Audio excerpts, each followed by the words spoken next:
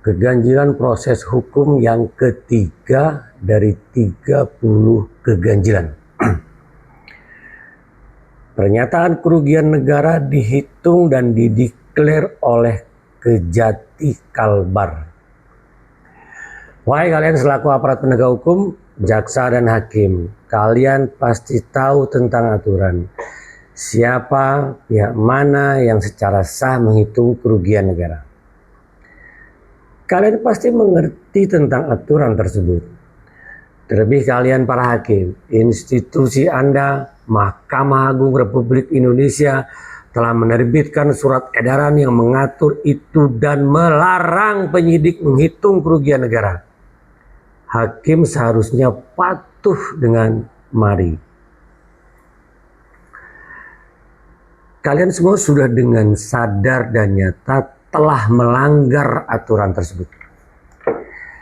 Terlebih auditor negara telah menyampaikan laporan hasil pemeriksaan investigatif khusus tentang hal ini dan dinyatakan tidak ada kerugian negara. Justru kalian abaikan ini. Bahwa dengan nyata pihak Kejati Kalbar telah menyatakan sepihak atas perhitungan sendiri dengan jumlah yang tidak tetap sebagai penyidik telah melakukan rilis pertama pada tanggal 4 April 2016 dengan menyatakan jumlah kerugian negara 5 miliar rupiah.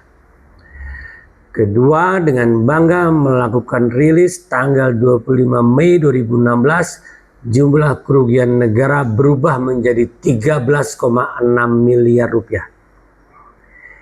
Silakan dicek pada laman Kejaksaan Tinggi Kalimantan Barat yang dipublikasikan pada bulan Mei 2016. Seharusnya proses hukum ini tidak sah, cacat formil.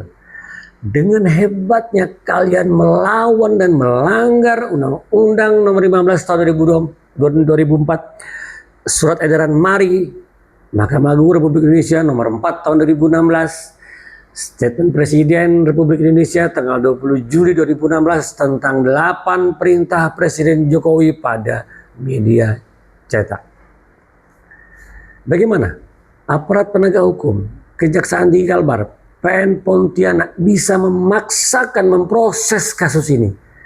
Terlebih hakim itu wajib dan tunduk kepada surat edaran dari Mahkamah Agung. Siapapun yang memahami aturan, hal ini fakta ya, sekali lagi, hasil audit tidak ada kerugian negara. Kerugian negara dihitung dan dideklar oleh penyidik dengan jumlah kerugian yang berubah-ubah. Ini adalah bentuk kesaktian dan keyakinan legal landing dari mantan Direktur Penindakan KPK yang dipercaya saat itu menjadi Kejati Kalbar. Ini baru keganjilan yang ketiga dari 30.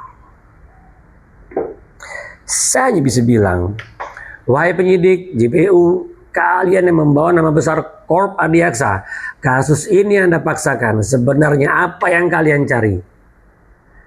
Kalian memang punya kewenangan saat itu untuk mengatur hukum. Namun jika seandainya kalian mau mencari uang tambahan tidak dengan mengangkangi aturan hukum. Ini fakta. Merupakan fakta hukum atas pelanggaran proses hukum yang kalian lakukan secara berjamaah. Kalian mau berargumentasi apa agar kalian ini menjadi benar?